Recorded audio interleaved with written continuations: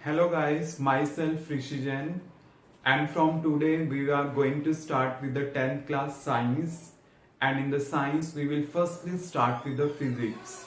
तो आज जैसा कि हम 10th क्लास साइंस स्टार्ट करने जा रहे हैं तो उसमें ये है we have to cover up all those things which line in the class 10 और जो बच्चे स्पेशली नॉन मेडिकल और मेडिकल ऑप्ट करना चाहते हैं तो उनके बेसिक कॉन्सेप्ट्स अगर आप मेरी वीडियो देखोगे देन आपके वो काफी ज्यादा स्ट्रांग होंगे। देन प्लीज मेरी वीडियो को अच्छे से फॉलो करना और चैनल को सब्सक्राइब जरूर करना।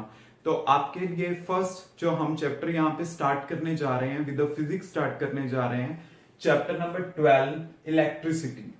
इलेक्ट्रिसिटी से बेसिकली हम स्टार्ट करने जा रहे हैं। तो फर्स्टली जो हमारा बेसिकली यहाँ पे जो हम एक्सप्लेन करने जा रहे हैं अबाउट द इलेक्ट्रिसिटी डिस्कस करने जा रहे हैं अबाउट इट्स इंट्रोडक्शन पार्ट। तो इसके इंट्रोडक्शन में जो आपके पास क्वांटिटी लाई करती है वो है electric charge. What do mean by electric charge? Electric charge क्या होती है? हम कहते हैं the quantity of electricity contain in a body is called electric charge. कि एक बॉडी के अंदर जितनी ज्यादा इलेक्ट्रिसिटी कंटेन होती है उसी की वजह से आपके पास क्या आता है वो इलेक्ट्रिक चार्ज आता है। तो मैं क्या समझता हूं चार्ज एक ऐसी चीज है जो किसी बॉडी के ऊपर प्रेजेंट होती है जिसकी वजह से वो दूसरी बॉडी के साथ इंटरेक्ट करता है, वो दूसरी बॉडी के साथ क्या करता है फोर्स एक्सर्ट करता है। कैसे? जैसे सपोज करो मेरे पास यहां पे एक बॉडी है और मैं कहता हूं कि ये बॉडी क्या है पॉजिटिवली चार्ज है। क्लियर? और यहां पे मैंने दूसरी बॉडी कंसीडर करी और वो दूसरी बॉडी आपके पास क्या है नेगेटिवली चार्ज है। देन आपको पता है कि इसके ऊपर पॉजिटिव चार्ज है, इसके ऊपर नेगेटिव चार्ज है। देन इसी वजह से आपके पास क्या होगी वो अट्रैक्शन पॉसिबल होगी। बट अगर मान लो मैं कहता हूं इस बॉडी के ऊपर पॉजिटिव चार्ज है देन ये दोनों आपस में क्या करेंगी रिपेल करेंगी एक दूसरे के साथ। तो मतलब क्या है कि यहाँ पे जो ये अट्रैक्शन हो रही है रिपल्शन हो रही है वो किसके कारण हो रही है? Because of the charge. कि अगर आपके पास सिमिलर चार्ज है देन दोनों के बीच में आपस में क्या होगी रिपल्शन होगी और अगर आपके पास अपोजिट चार्ज है देन दोनों के बीच में क्या होगी अट्रैक्शन होगी। तो चार्ज क्या है? किसी एक बॉडी के ऊपर एक ऐसी चीज है जिसकी वजह से वो दूसरी बॉडी के ऊपर क्या करता है फोर्स एक्सर्ट करता है। तो जिसकी वजह से हमारे पास क्या होती है अट्रैक्शन और रिपल्शन पॉसिबल होती है। बट एक केस हम थोड़ा हाई लेवल पे लेकर चलते हैं कि सपोज करो कि ये बॉडी न्यूट्रल है और इस बॉडी के ऊपर पॉजिटिवली चार्ज है। तो ये करेगा क्या? ये जो पॉजिटिवली चार्ज बॉडी है इस न्यूट्रल बॉडी में से नेगेटिव को अपनी साइड अट्रैक्ट करेगी by leaving the positive on other side. मतलब नेगेटिव इस साइड शिफ्ट कर जाएगा, पॉजिटिव दूसरी साइड रह जाएगा। तो अब ये इस बॉडी के साथ अट्रैक्शन बना सकती है। बट इस पे क्या है कि पहले ये बॉडी न्यूट्रल थी तो होना क्या है कि इस पे चार्जेस क्या हुए इंड्यूस हुए हैं। मतलब क्या है कि नेगेटिव एक साइड शिफ्ट हुआ है, पॉजिटिव दूसरी साइड रहा। तो इसे हम क्या बोलते हैं induction of charges. But induction of charges इतना हायर कॉन्सेप्ट आपको करने की जरूरत नहीं है। यू शुड नो कि चार्ज क्या होता है। चार्ज एक ऐसी चीज है जो किसी बॉडी के ऊपर प्रेजेंट होता है जिसकी वजह से वो दूसरी बॉडी के ऊपर क्या करता है फोर्स एक्सर्ट करता है। वही हमारे पास क्या होता है इलेक्ट्रिक चार्ज। Clear students? अब देखिए कि जो इलेक्ट्रिक चार्ज है हमेशा याद रखना कि हमारे पास क्या होती है स्केलर क्वांटिटी होती है। स्केलर क्वांटिटी मींस इसका कोई एक पर्टिकुलर डायरेक्शन नहीं है। क्लियर? मतलब इसका कोई डायरेक्शन नहीं होता, इसका ओनली मैग्नीट्यूड होता है। और इसके जो एसआई यूनिट हमारे पास होते हैं कूलम होते हैं जिसको हम कैपिटल सी से डिनोट करते हैं। But what do mean by the 1 coulomb वो हम एक्सप्लेन करेंगे जब हम next term like electric current electric potential इनके बारे में अच्छे से डिस्कस करेंगे। Then we will discuss about the 1 coulomb. I think यहां पे आपको इसका इंट्रोडक्टरी पार्ट क्लियर होगा कि इलेक्ट्रिक चार्ज क्या है और इलेक्ट्रिक चार्ज अगर है देन उसी की वजह से क्या होती है इलेक्ट्रिसिटी होती है। और किसी बॉडी के अंदर जितनी ज्यादा इलेक्ट्रिसिटी कंटेन होगी देन उसी की वजह से आपके पास क्या होगा वो इलेक्ट्रिक चार्ज है। And due to the electric charge there is a electricity will arise. Clear students? I think ये वाला कॉन्सेप्ट आपको क्लियर होगा and we will provide you notes also. हम आपको नोट्स भी प्रोवाइड करेंगे जल्दी। आपको डिस्क्रिप्शन बॉक्स में हम बेसिकली एक लिंक देंगे और उस लिंक पे जाके आपको नोट्स मिल जाएंगे, but we will provide you notes after 2 और 3 videos. Clear students, any doubt? Topic discuss करेंगे about electric current. What do mean by the current? जैसे आपको पता है कि आपके घर में भी करंट फ्लो करने का मीनिंग क्या है कि आपने स्विच ऑन किया देन वो करंट फ्लो करने लग जाता है, आप इतना ही समझते हो। तो होता क्या एक्चुअल में, the flow of charge per unit time, मतलब कितना चार्ज फ्लो कर रहा है per unit time is called as electric current. Means इसको हम कैसे लिखते हैं, करंट को आई से डिनोट करते हैं कि कितना चार्ज फ्लो कर रहा है पर यूनिट टाइम, और चार्ज है, चार्ज को हम किससे डिनोट करते हैं, क्यू से। तो ये भी सिंपल कहा जा सकता है, the rate of flow of charge through a conductor is called as electric current. वो भी हमारे पास क्या होगा, इलेक्ट्रिक करंट ही होगा। अब देखिए जो इलेक्ट्रिक करंट होता है, ऑलवेज रिमेंबर कि हमारे पास क्या होती है, एक स्केलर क्वांटिटी होती है। हमेशा याद रखना, it is a scalar quantity. और इसके जो एसआई यूनिट हमारे पास है वो क्या होते हैं, एम्पियर। एम्पियर जो होते हैं इसके एसआई यूनिट होते हैं, जिसे हम किससे डिनोट करते हैं, ए से डिनोट करते हैं। तो आपके पास जो करंट है वो 1 एम्पियर होगा कब, when 1 coulomb of the charge is flowing in 1 second. मतलब मैंने जस्ट एसआई पैरामीटर यूज किया, आई का 1 एम्पियर, चार्ज का 1 कूलम, टाइम का 1 second. means the current flowing through the conductor is said to be 1 ampere if 1 coulomb of the charge is flowing through it in 1 second। तो वो आपके पास क्या आ जाएगा, 1 एम्पियर का डेफिनेशन आ जाएगा। और स्टूडेंट हम यही से ही 1 कूलम को भी डिफाइन कर सकते हैं। कैसे, आपको पता है Q इक्वल टू क्या हो जाएगा, I इंटू टी। तो Q जो होगा 1 कूलम होगा, जब I कितना होगा 1 एम्पियर, और टाइम कितना होगा 1 second. Means the charge flowing through a conductor is said to be 1 coulomb if 1 ampere of the current is flowing through it in 1 second। अगर 1 एम्पियर का करंट फ्लो करेगा 1 सेकेंड में, तो आपके पास चार्ज कितना होगा, 1 कूलम होगा। तो उस टाइम हमारे पास क्या होगी, यहां पे 1 कूलम की डेफिनेशन डिफाइन हो जाएगी। स्टूडेंट ये जो इलेक्ट्रिक करंट फ्लो करता है वो बेसिकली आता किस वजह से है, because of the availability of the charge carrier in the conductor. जो कंडक्टर्स होते हैं, कंडक्टर के अंदर एटम्स होते हैं, और एटम्स में क्या, इलेक्ट्रॉन्स और पॉजिटिवली चार्ज न्यूक्लियस है। तो ये जो फ्री इलेक्ट्रॉन्स अवेलेबल होते हैं उसमें, उसी की वजह से क्या होता है कि वो एक एंड से दूसरे एंड की साइड मूव करते हैं, एंड देन करंट क्या करता है, फ्लो करता है। सो करंट आया क्यों, because of the availability of the free electrons inside the conductor, जिसकी वजह से आपके पास क्या करता है, करंट फ्लो करता है। अब देखिए जो करंट है, मैंने जैसा कि आपको कहा था स्केलर क्वांटिटी है, इसका कोई पर्टिकुलर डायरेक्शन नहीं होता, वही हमने डिस्कस करना है। जैसे देखिए ये मैंने एक सिंपल सा सर्किट लिया कि सिंपल वायर, और यहां पे बैटरी को कनेक्ट कर दिया। अब आपको पता है इस वायर के अंदर क्या होंगे, मींस कंडक्टर के अंदर इलेक्ट्रॉन्स होंगे, और इलेक्ट्रॉन्स के ऊपर कौन सा चार्ज होता है, नेगेटिव चार्ज होता है। तो ये जो नेगेटिवली चार्ज इलेक्ट्रॉन्स हैं वो पॉजिटिव की साइड अट्रैक्ट होंगे, मींस वो इस साइड यहां पे अट्रैक्ट होंगे। तो इलेक्ट्रॉन का बेसिकली मूवमेंट क्या है, इस टाइप से है। तो इलेक्ट्रॉन्स के फ्लो करने की वजह से जो आपके पास करंट आएगा वो कौन सा करंट होगा, इलेक्ट्रॉनिक करंट होगा। वो कौन सा करंट होगा, इलेक्ट्रॉनिक करंट। Clear students? अब देखिए आपको पता है ये बैटरी है, ये इसका पॉजिटिव साइन है, ये नेगेटिव साइन है। तो मतलब एक साइन की वजह से, which you call as a convention की वजह से, जो करंट फ्लो करेगा आपके पास वो इस डायरेक्शन में करेगा, और कन्वेंशन की वजह से जो करंट फ्लो करता है उसे हम कौन सा करंट बोलते हैं, कन्वेंशनल करंट। सो ऑलवेज रिमेंबर कि आपके पास जो इलेक्ट्रॉनिक करंट इस डायरेक्शन में था, negative to positive, according to convention positive to negative है। तो इलेक्ट्रॉनिक करंट का डायरेक्शन क्या होगा, कन्वेंशनल के अपोजिट होगा, या फिर मैं ये कह सकता हूं कन्वेंशनल का डायरेक्शन क्या होगा, इलेक्ट्रॉनिक के अपोजिट होगा। There is no particular specific direction. तो ये हमारे पास क्या होती है, स्केलर क्वांटिटी होती है, और इसमें ये चीज याद रखना है, जो करंट होता है, ठीक है, स्केलर क्वांटिटी है, कोई पर्टिकुलर डायरेक्शन नहीं है। बट अगर मुझे किसी भी सर्किट में डायरेक्शन शो करनी है, I will always show the conventional current direction, मतलब वो हमेशा मैं पॉजिटिव टू नेगेटिव ही शो करूंगा।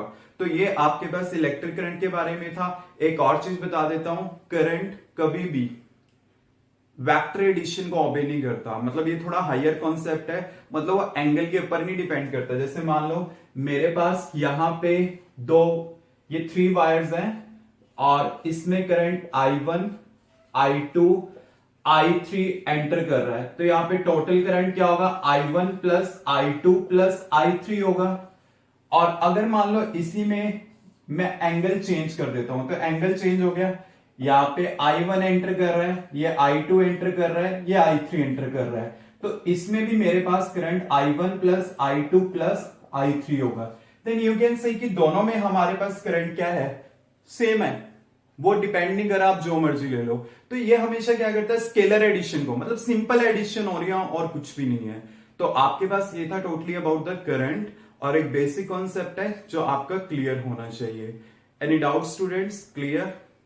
जो कॉन्सेप्ट है हमारे अपर क्लासेस लेवल के लिए और सिंपली अभी के लिए भी बहुत ज्यादा इंपॉर्टेंट है, क्योंकि जो हम फार्मूला आज बेसिकली डिस्कस करेंगे उससे रिलेटेड हमारे एग्जाम्स में काफी बार न्यूमेरिकल प्रॉब्लम भी आई हुई है, और सिंपली जो कॉन्सेप्ट है इटसेल्फ बहुत ज्यादा इंपॉर्टेंट है, तो आपने इसको अच्छे से समझना है। तो आपके पास नेक्स्ट आर्टिकल है electric potential energy. Electric potential energy, आपने पोटेंशियल एनर्जी के बारे में पढ़ा होगा। What do mean by the potential energy? Potential energy basically क्या होती है, the energy possessed by a body by virtue of its position. मतलब एक वो ऐसी पोजीशन होती है जिसकी वजह से फोर्स एक्सपीरियंस होती है, जिस पोजीशन की वजह से फोर्स एक्सपीरियंस होती है उसे आप इलेक्ट्रिक पोटेंशियल एनर्जी, मतलब फोर्स एक्सपीरियंस है, और उसी पोजीशन की वजह से आपके पास क्या होगी, वो एनर्जी पोजेस होगी। अब देखिए हमने बेसिकली करना क्या, यहां पे जस्ट एक मैंने चार्ज पार्टिकल कंसीडर किया। इस चार्ज पार्टिकल का क्या होगा, अपना एक इन्फ्लुएंस होगा, जस्ट लाइक दिस। इस टाइप से इसका अपना इन्फ्लुएंस है, और मैं कहता हूं इसका ये जो इन्फ्लुएंस है जस्ट यहां तक है। क्लियर? जस्ट मैंने एक अनदर चार्ज पार्टिकल कंसीडर किया Q0, इससे आउटसाइड। जब ये चार्ज पार्टिकल इसकी फील्ड से बाहर है तो इसके लिए फोर्स एक्सपीरियंस क्या होगा, 0। बिकॉज आपको एक चीज पता है, force inversely proportional to R square. अगर यहां पे मैं कह रहा हूं फोर्स एक्सपीरियंस 0 है, तो इसका मतलब आर क्या होगा, इंफिनिटी होगा, क्योंकि ये इसके इनवर्सली प्रोपोर्शनल है। अगर आपके पास फोर्स एक्सपीरियंस 0 आ रहा है तो आर क्या होगा, इंफिनिटी होगा। मींस ये जो चार्ज पार्टिकल है आपके पास कहां पे कंसीडर होगा, इंफिनिटी पे काउंट होगा। तो आपने क्या करना है, इस इंफिनिटी से एक चार्ज पार्टिकल को आपने एक पर्टिकुलर पॉइंट P तक लेकर आना है। सो इंफिनिटी टू P तक लेकर आने के लिए जो आपको वर्क परफॉर्म करना पड़ेगा, this work store in the form of energy. ये वर्क क्या होगा, एनर्जी की फॉर्म में क्या हो जाएगा, स्टोर हो जाएगा। Means you can say work done from infinity to P is store in the form of energy U। यही क्या होता है, एनर्जी की फॉर्म में हमारे पास स्टोर हो जाता है, और इसे हम क्या बोलते हैं, इलेक्ट्रिक पोटेंशियल एनर्जी। तो इलेक्ट्रिक पोटेंशियल एनर्जी बेसिकली आपके पास है क्या, कि जो आप वर्क करते हो एक चार्ज को इंफिनिटी से पर्टिकुलर पॉइंट तक लाने के लिए, ठीक है, और वही जो वर्क होता है वो किसकी फॉर्म में स्टोर हो जाता है, एनर्जी की फॉर्म में स्टोर हो जाता है। और इसी में हमारे पास एक टर्म लिंक करते हैं, electric potential energy difference. Next term हमारे पास आती है इलेक्ट्रिक पोटेंशियल एनर्जी डिफरेंस। अब इलेक्ट्रिक पोटेंशियल एनर्जी डिफरेंस हमारे पास क्या होगा, देखिए एनर्जी के 2 पॉइंट्स हैं, उनके बीच में जो डिफरेंसेस आपके पास आएगा एनर्जी का, उसे आप इलेक्ट्रिक पोटेंशियल एनर्जी डिफरेंस बोलोगे। आपको पता है जब चार्ज पार्टिकल यहां पे आया तो फोर्स एक्सपीरियंस हुई।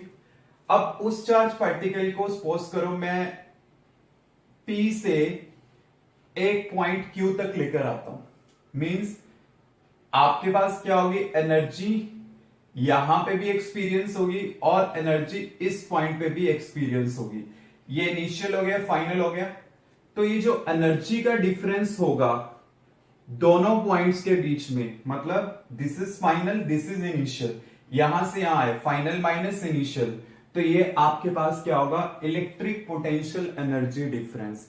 Just you should know about the concept की कॉन्सेप्ट है क्या। जस्ट अगर मैं एक पर्टिकुलर पॉइंट तक लेकर आता हूं इन्फिनिटी से, देन सिंपल मेरे पास एनर्जी होगी। अगर मैं 2 पॉइंट पे मूव कराता हूं फील्ड में, देन मेरे पास क्या होगी, वो पोटेंशियल एनर्जी डिफरेंस होगा। क्लियर स्टूडेंट्स, आई थिंक ये चीज क्लियर होगी। अब देखिए इसी में आपके पास नेक्स्ट जो कॉन्सेप्ट आता है वो आता है इलेक्ट्रिक पोटेंशियल का। अब इलेक्ट्रिक पोटेंशियल का मीनिंग आपके पास क्या होता है, जैसे देखो चार्ज पार्टिकल इंफिनिटी पे था, उस पार्टिकल को मैं इंफिनिटी से एक पर्टिकुलर पॉइंट तक लेकर आया हूं, उसके लिए जो मुझे वर्क परफॉर्म करना पड़ता है इंफिनिटी से पी तक लेकर आने के लिए, डिवाइड बाय द चार्ज जिसको मैं मूव करा रहा हूं चार्ज को, देन वो चीज आपके पास क्या होती है, potential. Means basically the work done per unit charge is called as a potential, but you have to move the charge from infinity to a particular point. तो वो जो आपके पास रेशियो आएगी उसे आप क्या बोलोगे, इलेक्ट्रिक पोटेंशियल बोलोगे। और इसी में आपके पास एक टर्म आ जाती है electric potential difference. Electric potential difference आपके पास क्या होगा, जैसे एक पी पॉइंट है और यहां पे मैंने क्यू पॉइंट लिया, इस पॉइंट पे जो पोटेंशियल है वो वीपी है और इस पॉइंट पे पोटेंशियल हमारे पास क्यू है। तो आपको पता है जहां पे पॉइंट ज्यादा नियर होगा इसके, तो वहां पे पोटेंशियल ज्यादा होगा और ये पोटेंशियल कम होगा। तो ये इनिशियल है, ये फाइनल है, तो मींस फाइनल माइनस इनिशियल में जो डिफरेंस होगा वो क्या होगा, electric potential energy difference. Means एक चार्ज को पर्टिकुलरली यहां से यहां तक मूव कराने के लिए, मींस इस डायरेक्शन में मूव कराने के लिए, ठीक है, एंड डिवाइड बाय जो वर्क होगा डिवाइड बाय द चार्ज, वो मेरे पास क्या होगा, इलेक्ट्रिक पोटेंशियल डिफरेंस। मतलब जो वर्क होगा जस्ट आपने उसको चार्ज से डिवाइड कर देना है जिसको आप मूव करा रहे हो, तो वही चीज क्या होगी आपके पास, ये मींस जो मेरे पास वर्क होगा डिवाइड बाय चार्ज यहां से यहां तक, तो ये होगा। और इसके एसआई यूनिट आप याद रखना, इसके एसआई यूनिट हमारे पास होते हैं वोल्ट पोटेंशियल के, और इसे हम वी से डिनोट करते हैं। अब देखिए मैंने यहां पे 1 वोल्ट को डिफाइन करना है, मैं कैसे डिफाइन करूंगा, आपको पता है work done per unit charge is a potential. अब मैं यहां पे कह रहा हूं जो V है मेरे पास वो 1 वोल्ट होगा, अगर वर्क क्या होगा 1 जूल, चार्ज कितना होगा 1 coulomb, means the potential is said to be 1 volt if 1 joule of the work is perform from infinity to a particular point, ठीक है, डिवाइडेड बाय यूनिट चार्ज। मतलब जो चार्ज आप मूव करा रहे हो वो कितना लेना पड़ेगा, unit amount. Means the potential at a point is said to be 1 volt if the 1 joule of the work is performed in order to move the charge of 1 coulomb from infinity to a particular point। देखो simple potential है, हमारे पास energy difference terms बहुत कम use होता है, but आपको simply पता होना चाहिए कि इलेक्ट्रिक पोटेंशियल और पोटेंशियल डिफरेंस में क्या होगा।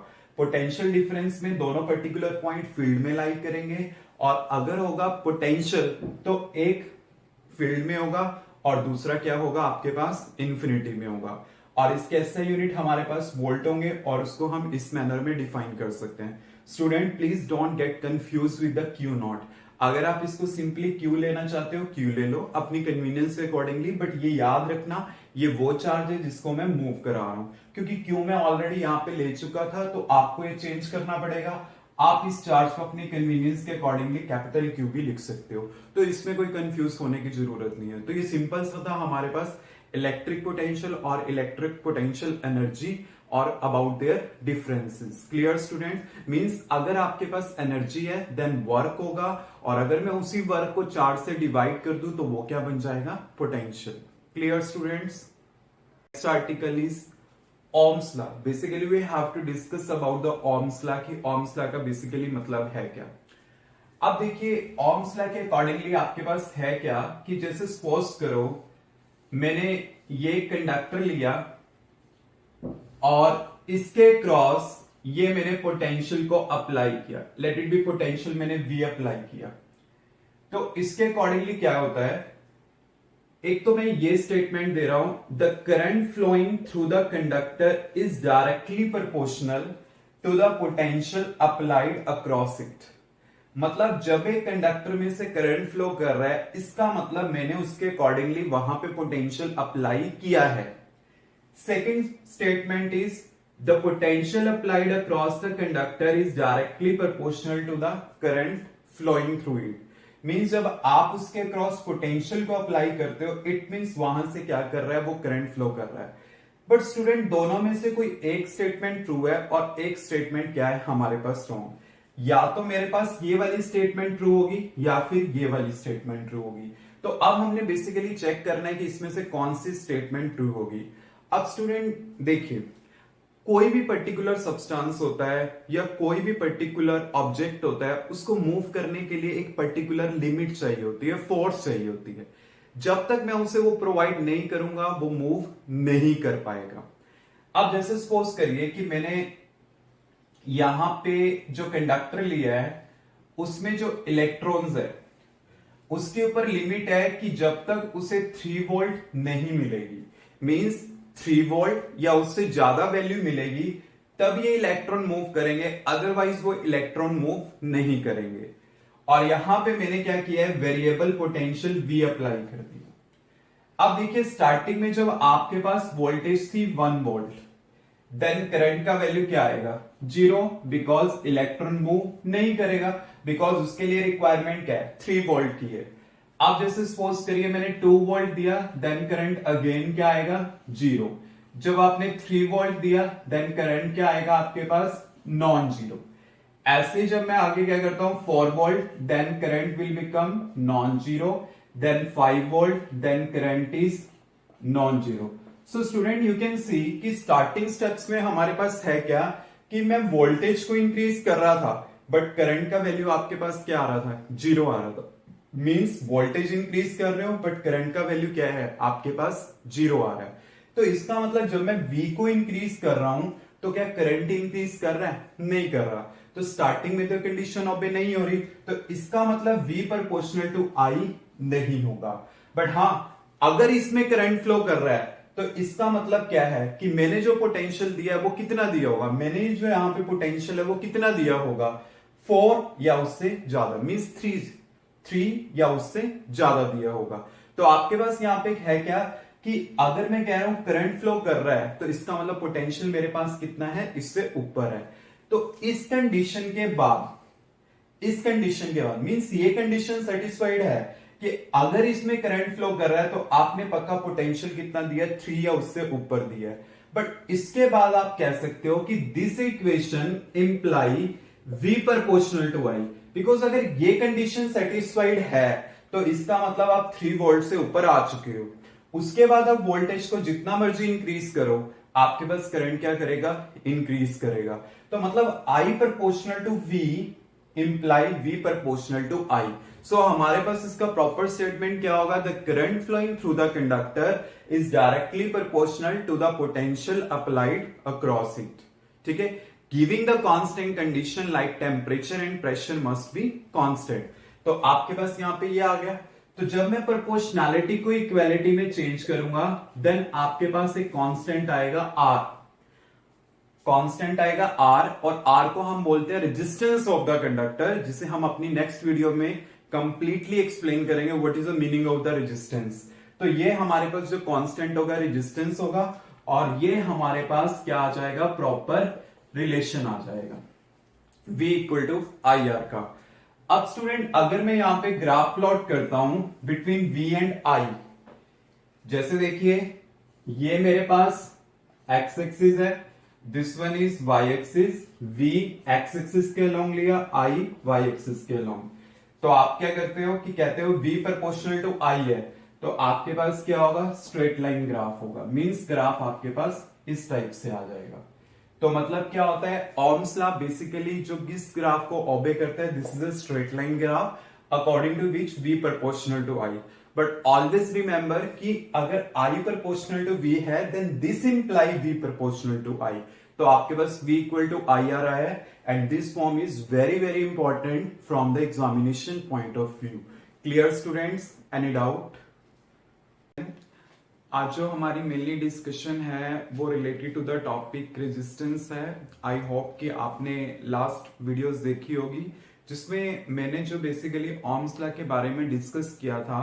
और जब मैंने ओम्स लॉ के बारे में डिस्कस किया था तो वहां पे हमारे पास ये जो कांस्टेंट आया था R. Basically we have to discuss about this constant R, इसका मीनिंग क्या है। मैंने जैसे वहां पे बोला था R is called as a resistance of the conductor, तो उसी के बारे में हमने कंप्लीट यहाँ पे एक्सप्लेन करना है। तो देखिए कि रेजिस्टेंस बेसिकली होता क्या है। It is an opposition offer by an material to flow of current through it.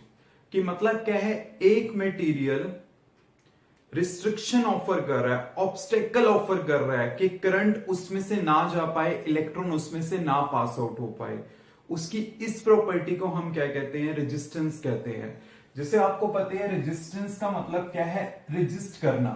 Resist करने का मतलब क्या होता है, किसी को स्टॉप करना और रोकना। तो वही हमारे पास क्या होता है, रेजिस्टेंस होता है बेसिकली। तो रेजिस्टेंस क्या होता है, it is an opposition offer by a conductor to flow of electron through it. अब देखिए आप सभी को पता है कि जैसे मान लीजिए कि मेरे पास ये कंडक्टर है, उसके अंदर क्या होते हैं, एटम्स अवेलेबल होते हैं और आयंस अवेलेबल। कुछ पॉजिटिव आयंस अवेलेबल होंगे, कुछ एटम्स अवेलेबल होंगे। तो इलेक्ट्रॉन्स क्या करना चाहता है, एक प्लेस से दूसरे प्लेस तक मूव करना चाहता है। Because you know very well कि जब इलेक्ट्रॉन एक प्लेस से दूसरे प्लेस पे मूव करेगा then the current will flow from one end to another end, तभी करंट क्या करेगा, फ्लो करेगा।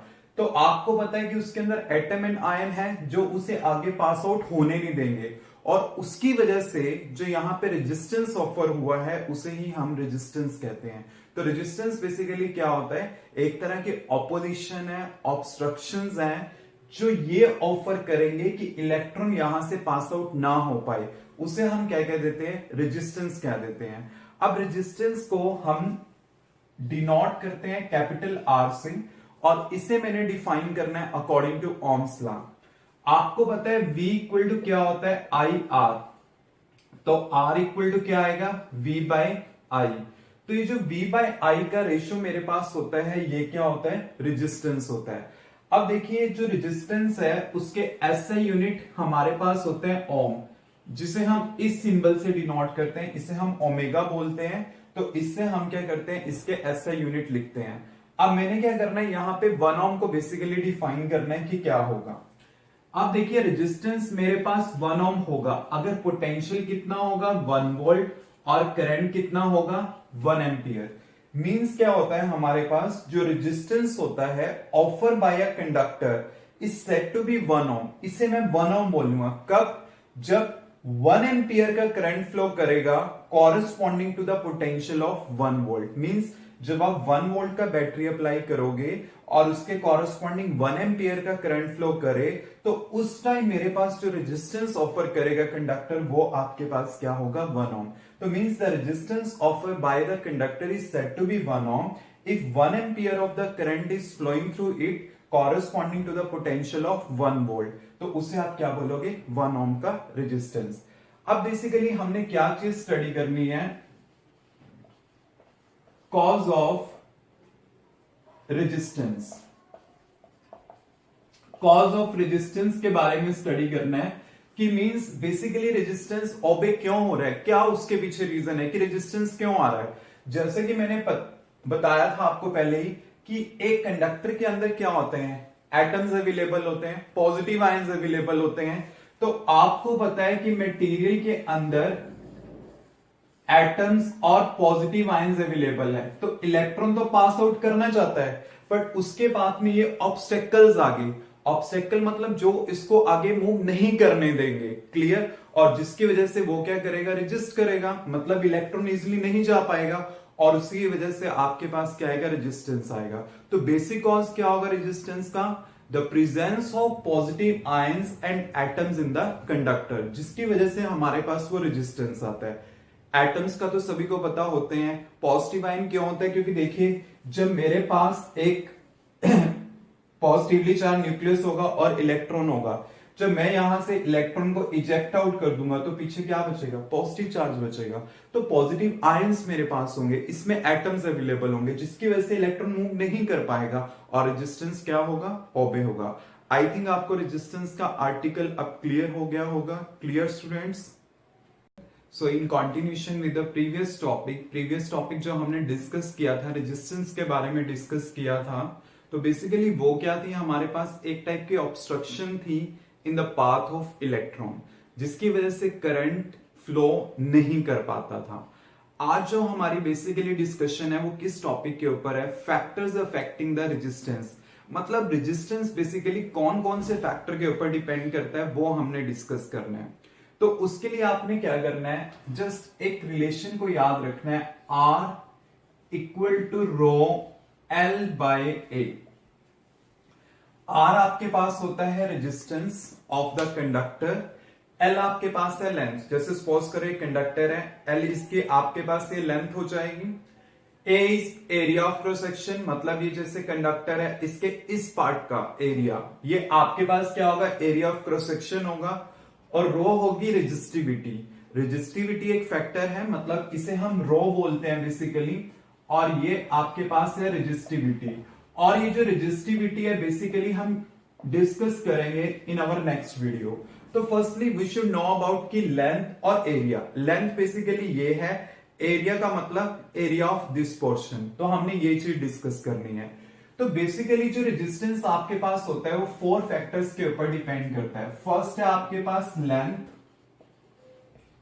Of conductor, second is area of cross section, आपके पास थर्ड फैक्टर है temperature, fourth factor is nature of material. ये जो 4 फैक्टर्स हैं स्टूडेंट्स, हमने 1 बाय 1 डिस्कस करने हैं। तो आपके पास जो फर्स्ट फैक्टर यहां पे आता है लेंथ, वो हमने डिस्कस करना है। Then after area of cross section, उसके बाद temperature, and the last is nature of material. So first factor is effect of length. What will be the effect of the length of the conductor. तो जैसे देखिए कि मैंने यहां पे क्या किया, एक कंडक्टर लिया, इसमें ये मैंने क्या किया है, एटम्स की डिस्ट्रीब्यूशन इस टाइप से दिखाई है, एंड इलेक्ट्रॉन्स यहां से मूव करना चाहता है, मींस पास आउट होना चाहता है। अब मैंने क्या किया, जैसे इसको स्ट्रेच कर दिया। जब मैं इसको स्ट्रेच करूंगा तो बेसिकली इसकी लेंथ क्या करेगी, इंक्रीज करेगी, और एरिया इस पार्ट का क्या करेगा, डिक्रीज करेगा। Because you know very well कि अगर आपके पास एक पर्टिकुलर लेंथ है, आप उसको एक्सटेंड कर देते हो, स्ट्रेच कर देते हो, तो लेंथ तो एक्सटेंड कर दी, बट उसकी जो बेसिकली ये थिकनेस है, मोटाई है, वो क्या करेगी, डिक्रीज करेगी। तो वही कॉन्सेप्ट यूज करना है कि मैंने क्या कर दिया, इसको एक्सटेंड कर दिया, देन मेरे पास इसमें एटम्स की डिस्ट्रीब्यूशन इस टाइप से होगी। अब इलेक्ट्रॉन्स ने क्या करना है, यहां से भी पास आउट होना है और यहां से भी होना है। तो आपको पता है कि यहां पे पास आउट होना ज्यादा इजी है एज कंपेयर टू दिस, यहां पे डिफिकल्ट है। मतलब अब अगर इलेक्ट्रॉन यहां से पास आउट नहीं हो पा रहा, तो इसका मतलब करंट क्या कर रहा है, डिक्रीज कर रहा है। अगर करंट डिक्रीज कर रहा है तो रेजिस्टेंस क्या करेगा, इंक्रीज करेगा। तो मैं यहां से कह सकता हूं कि R मेरे पास क्या है, प्रोपोर्शनल टू लेंथ। मतलब जितना ज्यादा आपके पास लेंथ होगा, रेजिस्टेंस क्या करेगा, इंक्रीज करेगा। मैंने इस रिलेशन के अकॉर्डिंगली भी बता दिया और आपको फिजिकली भी बता दिया कि इसका क्या मीनिंग है। If you will increase the length, then R आपके पास क्या करेगा, इंक्रीज करेगा। But student always remember one thing कि जितनी रेशो में लेंथ इंक्रीज करता है स्ट्रेच करके, उतनी रेशो में एरिया क्या करता है, डिक्रीज करता है। अगर सपोज करो मैं यहां पे कहता हूं कि मेरे पास ये रिलेशन है रो L बाय A, अगर मैं कहता हूं कि लेंथ को मैंने डबल कर दिया तो आपके पास एरिया क्या हो जाएगा, हाफ हो जाएगा। तो ये चीज याद रखना, बिकॉज लेंथ अगर डबल करोगे देन एरिया उसी रेशियो में क्या करेगा, डिक्रीज करेगा। We will use this concept in the numerical problem. अब देखिए नेक्स्ट हमारे पास यहां पे जो सेकंड फैक्टर है वो है इफेक्ट ऑफ एरिया। सेकंड हमारे पास आता है effect of area of cross section.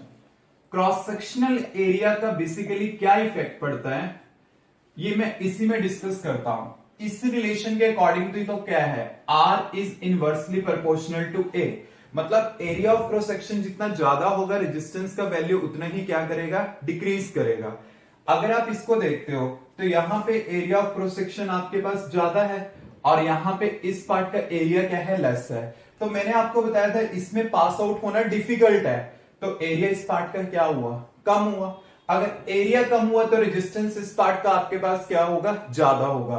तो हम यहाँ पे कह सकते हैं कि आपके पास एरिया ऑफ क्रॉस सेक्शन जितना कम होगा, करंट उतना क्या करेगा, इंक्रीज डिक्रीज करेगा, एंड देन रेजिस्टेंस क्या करेगा, increase. So we can say कि एरिया जितना ज्यादा होता है रेजिस्टेंस का वैल्यू उतना ही कम होता है।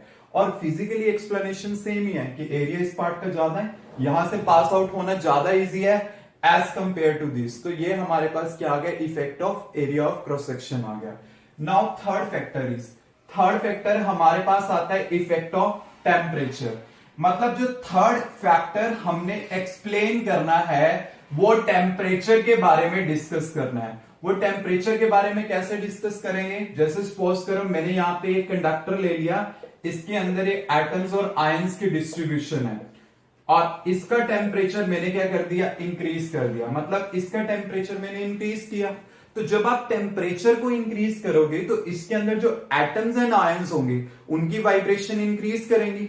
अब जैसे मान लो एक स्लोली वाइब्रेट कर रहा है, अगर स्लोली है तो इलेक्ट्रॉन का निकलना इजी होगा। अगर वो जल्दी से वाइब्रेट करेगा, फास्टली वाइब्रेट करेगा, तो निकलना क्या होगा, डिफिकल्ट होगा। तो मतलब क्या होता है, जैसे आप टेम्परेचर को इंक्रीज करोगे तो वाइब्रेशन क्या करेंगे, इंक्रीज करेंगी। अगर वाइब्रेशन इंक्रीज करेंगी तो इलेक्ट्रॉन का निकलना क्या होगा, डिफिकल्ट। अगर इलेक्ट्रॉन पास आउट नहीं हो पा रहा तो इसका मतलब रेजिस्टेंस क्या कर रहा है, इंक्रीज कर रहा है। तो मैं ये कह सकता हूं कि R is proportional to T, मतलब जितना ज्यादा आप टेम्परेचर इंक्रीज करोगे रेजिस्टेंस आपके पास क्या करेगा, इंक्रीज करेगा, because to increase the number of vibration. Because if you will increase the temperature, then the number of the vibration will get increases, so the resistance will also increases. Now, fourth जो last factor है हमारे पास वो है nature of material के बारे में। Means nature of material का मतलब क्या होता है कि जो अलग अलग मेटल होती है उन सब का रेजिस्टेंस अलग अलग होता है। मैं अलग अलग टाइप, अगर मैं कॉपर को लेता हूं, सिल्वर को लेता हूं, तो सिल्वर और कॉपर दोनों का रेजिस्टेंस क्या होगा, अलग अलग होगा। एंड ऑलवेज रिमेंबर जो अलॉयज होते हैं these are the harder form, आपने 9th में भी पढ़ा होगा कि अलॉयज जो होते हैं वो हार्डर होते हैं as compare to the metal. So always remember कि अगर वो हार्डर है तो इसका मतलब क्या है, अगर वो हार्डर है तो उसमें जो एटम्स होंगे वो एक दूसरे की ज्यादा क्लोज होंगे, तो इलेक्ट्रॉन का निकलना क्या होगा, काफी ज्यादा डिफिकल्ट होगा। तो इस वजह से अलॉयज का रेजिस्टेंस क्या होता है, ज्यादा होता है। सो ऑलवेज रिमेंबर जो अलॉयज का रेजिस्टेंस होता है वो ऑलवेज ग्रेटर होता है than that of the resistance of the metals. तो आई थिंक ये 4 फैक्टर्स आपको समझ आ गए होंगे। एक था इफेक्ट ऑफ लेंथ की इंक्रीज करेगा, इफेक्ट ऑफ एरिया, अगर आप एरिया को इंक्रीज करोगे तो R का वैल्यू डिक्रीज करेगा। एक इफेक्ट ऑफ टेम्परेचर की, अगर आप टेम्परेचर को इंक्रीज करोगे तो रेजिस्टेंस इंक्रीज करेगा। And effect of nature of material की, अलग अलग मटेरियल्स का रेजिस्टेंस क्या होता है, अलग अलग होता है। Clear students? और जो रेजिस्टिविटी है उसके बारे में हम अपनी नेक्स्ट वीडियो में डिस्कस करेंगे। So today we will discuss with the next topic resistivity. जैसा कि हमने रेजिस्टेंस के बारे में डिस्कस किया था and what are the factors affecting the value of the resistance, तो आज बेसिकली जो हमारी डिस्कशन है वो किसके बारे में है, रेजिस्टिविटी के बारे में। We have to discuss about the resistivity की बेसिकली वो है क्या। अब देखिए आपने ये रिलेशन करी थी R equal to rho L by A, ये आपको पता है। अब देखिए यहां पे R रेजिस्टेंस था, L लेंथ थी, A area of cross section था। ये जो मैंने रो लिया था ये आपके पास क्या है, रेजिस्टिविटी ऑफ अ मटेरियल। अब देखिए इसको मैंने डिफाइन करना है, मैं किस तरह से इसको डिफाइन कर सकता हूं, क्या चीज होती है ये मैंने डिफाइन करना है। आपके पास क्या होगा, यहां से अगर मैं L और A दोनों को 1 पुट कर देता हूं तो R का वैल्यू किसके इक्विवेलेंट आ जाता है, रो के इक्विवेलेंट आ जाता है। तो रो बेसिकली क्या होगा, रेजिस्टेंस के इक्विवेलेंट होगा। मींस जो रेजिस्टिविटी होगी वो रेजिस्टेंस के इक्विवेलेंट होगी of a conductor having unit length and unit area of cross section. मतलब क्या है कि जो रेजिस्टिविटी होती है वो रेजिस्टेंस के इक्विवेलेंट होगी of a conductor having unit length and unit area of cross section. तो ये हमारे पास क्या आएगी, रेजिस्टिविटी की डेफिनेशन आएगी। अब देखिए आपके पास क्या होता है कि इसके एसआई यूनिट्स जो हमने बेसिकली डिस्कस करने हैं, इसके एसआई यूनिट आपके पास कैसे आएंगे, यहां से आएगा rho equal to R A by L. R जो होगा उसके क्या होंगे ओम, एरिया के क्या होंगे मीटर स्क्वायर, लेंथ के क्या होंगे मीटर, कैंसल आउट तो इसके क्या होंगे ओम मीटर। तो जो ओम मीटर होंगे वो एसआई यूनिट होंगे किसके, रेजिस्टिविटी के। क्लियर। और जो रेजिस्टिविटी होती है ना स्टूडेंट, उसको हम स्पेसिफिक रेजिस्टेंस भी बोल देते हैं। मतलब इसका एक अनदर नेम है स्पेसिफिक रेजिस्टेंस, ये भी इसे बोल देते हैं। अब देखिए कौन कौन से ऐसे फैक्टर हैं जिनके ऊपर रेजिस्टिविटी बेसिकली डिपेंड करती है। आपके पास जैसे रेजिस्टेंस था वो बेसिकली 4 फैक्टर्स के ऊपर डिपेंड कर रहा था। एक था लेंथ, एक एरिया ऑफ क्रॉस सेक्शन, एक था nature of material and the last one is temperature. But always remember कि जैसे मैंने 4 फैक्टर डिस्कस किए थे, length, second is area of cross section, third factor जो हमारे पास था वो था टेम्परेचर, फोर्थ फैक्टर जो हमारे पास था वो कौन सा था, nature of material. Fourth factor था नेचर ऑफ मटेरियल। अब देखिए स्टूडेंट, अगर मैं रेजिस्टेंस के बारे में डिस्कस करता हूं तो वो इन 4 फैक्टर्स के ऊपर डिपेंड करता है, बट जो रेजिस्टिविटी होती है वो फर्स्ट 2 फैक्टर्स के ऊपर डिपेंड नहीं करेगी। It only depend on these 2 factor. मतलब क्या होता है कि जो रेजिस्टिविटी होती है does not depend on the dimension of the conductor, मतलब वो लेंथ और एरिया के ऊपर डिपेंड नहीं करती। It only depends on the temperature and nature of material. In 2 factors के ऊपर ही वो क्या करेगी, डिपेंड करेगी। और जो वेरिएशन होती है रेजिस्टिविटी की with temperature and nature of material वो सेम ही होगी जैसे हमने कंडक्टर की करी थी। मतलब जैसे हमने रेजिस्टेंस फैक्टर को डिस्कस किया था कि जैसे हमने कहा था with respect to increase in the temperature vibration increase होती है और जिसकी वजह से क्या होता है, रेजिस्टेंस इंक्रीज होता है। तो आपने जस्ट रेजिस्टेंस के प्लेस पे रेजिस्टिविटी वर्ड यूज करना है। मतलब जब आप टेम्परेचर को इंक्रीज करोगे तो रेजिस्टिविटी भी क्या करेगी, इंक्रीज करेगी। Now next is nature of material. जैसे आप कहते हो ना रेजिस्टेंस अलॉयज का ज्यादा होता है as compare to the metal, तो ऐसे हम कह सकते हैं जो रेजिस्टिविटी होती है वो अलॉयज की ज्यादा होती है as compare to the metal. Just आपने क्या करना है, रेजिस्टेंस के प्लेस पे रेजिस्टिविटी वर्ड यूज करना है, बाकी इन दोनों से कोई लेना देना नहीं है। मींस वो डायमेंशन के ऊपर डिपेंड नहीं करता क्योंकि इनकी क्या होती है, यहाँ पे फिक्सिंग वैल्यू होती है, मतलब एक पर्टिकुलर वैल्यू होगी। तो ये था हमारे पास total about resistivity. Clear students, I hope all are you doing very well और आपने जो प्रीवियस टॉपिक है उन्हें अच्छे से देखा होगा, आपने रेजिस्टेंसेस के कॉन्सेप्ट को समझा होगा। So today we will discuss with the next topic. जो नेक्स्ट टॉपिक है हमारा बड़ा इंपॉर्टेंट है और स्पेशली इससे रिलेटेड न्यूमेरिकल प्रॉब्लम्स। तो आज हम बेसिकली आर्टिकल्स के बारे में डिस्कस करेंगे, थ्योरी सेक्शन के बारे में डिस्कस करेंगे। तो हमारे पास जो नेक्स्ट आर्टिकल है वो है कॉम्बिनेशंस ऑफ रजिस्टर्स। मतलब आपने क्या करना है, रेजिस्टेंसेस को कनेक्ट करना है इन द 2 कॉम्बिनेशन बेसिकली। एक आपके पास होता है सीरीज कॉम्बिनेशन, सेकंड होता है पैरेलल कॉम्बिनेशन। तो फर्स्ट जो हमारे पास यहां पे आता है वो है सीरीज कॉम्बिनेशन। पहले सीरीज के बारे में डिस्कस करेंगे, then we will discuss about next. Student अभी के लिए ये याद रखना कि जो रजिस्टर का सिंबल हमारे पास होता है वो इस टाइप से होता है। This is a symbol of register जो हमने यूज करना है।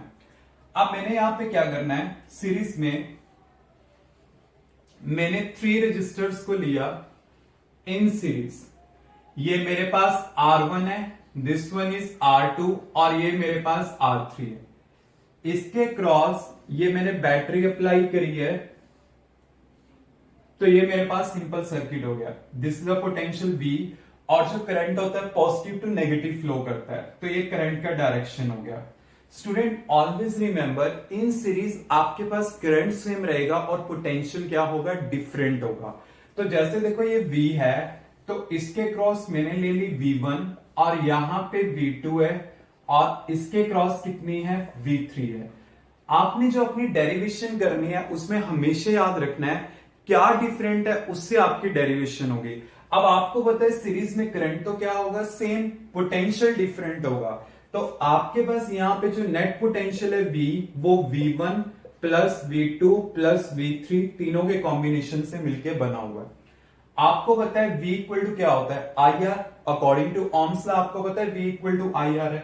तो मैंने यहां पे लिखा I into RS, I into R1 plus I into R2 plus I into R3। आपके पास स्टूडेंट यहां पे जो करंट है वो सेम रहेगा क्योंकि सीरीज कॉम्बिनेशन है। और ये हो गया फर्स्ट के लिए, ये सेकंड के लिए और ये थर्ड के लिए। RS मतलब resistance of the series combination, मतलब जो टोटल रेजिस्टेंस है। अब मैं क्या करता हूं, यहां पे I को कॉमन ले लेता हूं, तो मेरे पास क्या आ जाएगा, R1 plus R2 plus R3, मेरे पास ये चीज आ गई। और यहां पे क्या होगा, I into RS, I will be cancel out. तो आपके पास क्या आएगा, RS equal to R1 plus R2 plus R3। तो मेरे पास रेजिस्टेंस सीरीज में क्या आ जाएगा, ऐसे आ जाएगा। मतलब क्या है कि ये 3 है, 4 होंगे तो R1 plus R2 plus R3 plus R4, अगर 5 होंगे तो आगे 5th भी ऐड हो जाएगा। तो आपने इस टाइप से करना है। अगर मुझे इसकी स्टेटमेंट करनी है तो स्टेटमेंट में इसकी कैसे स्टेट कर सकता हूं, 3 resistors are said to be connected in series when there is only one way to go from one point to another, means एक पॉइंट से अनदर पॉइंट पे जाने के लिए अगर एक ही वे है तो वो कॉम्बिनेशन मेरे पास क्या होगा, सीरीज कॉम्बिनेशन होगा। आई थिंक डेरिवेशन इजी है। Now next is parallel combination. For the parallel combination always remember कि पोटेंशियल का वैल्यू क्या रहेगा, हमारे पास सेम रहेगा। तो नेक्स्ट कॉम्बिनेशन है पैरेलल कॉम्बिनेशन। तो मैंने वही 3 रेजिस्टर्स लेने हैं। In the parallel combination these 3 resistors are in parallel, और इसके क्रॉस यहां पे मैंने ये बैटरी को अप्लाई की है। This resistor is R1, R2, R3, potential is V, and जो करंट जाएगा वो 3 पार्ट्स में डिवाइड हो जाएगा, I1, I2, I3। तो बेसिकली यहां पे करंट डिफरेंट है, तो करंट क्या, I equal to I1 plus I2 plus I3। अब स्टूडेंट आपको पता है V इक्वल टू क्या होता है, IR। तो I इक्वल टू क्या होगा, V बाय R। तो वही कॉन्सेप्ट यूज करना है। अब देखिए पैरेलल है तो मैंने इसके लिखा V by RP equal to V by R1 plus V by R2 plus V by R3। आपके पास ये हो जाएगा। अब आपने क्या करना है, यहां पे V को कॉमन लेना है, 1/R1 plus 1/R2 plus 1/R3। आपके पास ये आ जाएगा, यहां पे क्या आएगा, V upon RP। V will be cancel out, V तो सेम लेना ही था क्योंकि पैरेलल कॉम्बिनेशन है, तो V मैंने सेम ही लिया है। रेजिस्टेंस इज वैल्यू डिफरेंट है, और RP क्या होगा, resistance for the parallel combination. तो आपके पास यहां पे क्या आ गया, 1/RP equal to 1/R1 plus 1/R2 plus 1/R3। मतलब पैरेलल में क्या आएगा, हमारे पास रेसिप्रोकल्स का सम आएगा। ऐसे अगर फोर्थ मैंने लेना है 1/R1 plus 1/R2 plus 1/R3 plus 1/R4। Clear, याद रखना हमेशा पैरेलल में हमारे पास पोटेंशियल सेम रहता है बट करंट का वैल्यू क्या रहेगा, डिफरेंट। क्लियर, तो आपके पास क्या आ जाएगा, ओवरऑल रेजिस्टेंसेस ये आ जाएगा।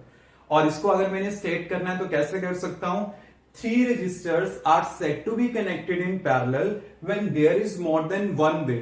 मतलब अगर एक से ज्यादा वे होते हैं in order to go from one point to another, कि मीन्स एक वे ये हो गया, एक वे ये हो गया और एक वे ये हो गया, means there are the 3 ways. अगर एक से ज्यादा वे होता है तो करंट डिवाइड हो जाता है, तो वो क्या हो गया, पैरेलल कॉम्बिनेशन हो गया। So this is about the derivation of the series in the parallel combination, and from examination point of view these 2 derivations are very very important. Clear students, I hope all are you enjoying my lectures. तो students, अगर आपने lectures continuity में देखने हैं, you have want to see the complete videos of your syllabus, then please subscribe my channel। और अगर आपका कोई भी डाउट होता है, कोई पर्टिकुलर टॉपिक आप करना चाहते हो, देन प्लीज मेरी वीडियो के कमेंट बॉक्स में उसे जरूर डालें। Clear students? तो आज हम नेक्स्ट टॉपिक स्टार्ट करने जा रहे हैं in continuity with the previous topic. तो नेक्स्ट टॉपिक हमारे पास क्या है? Heating effect of electric current. मतलब हमने हीटिंग इफेक्ट के बारे में पढ़ना है, बेसिकली जो हीट प्रोड्यूस होती है उसके एप्लीकेशंस के बारे में भी पढ़ना है।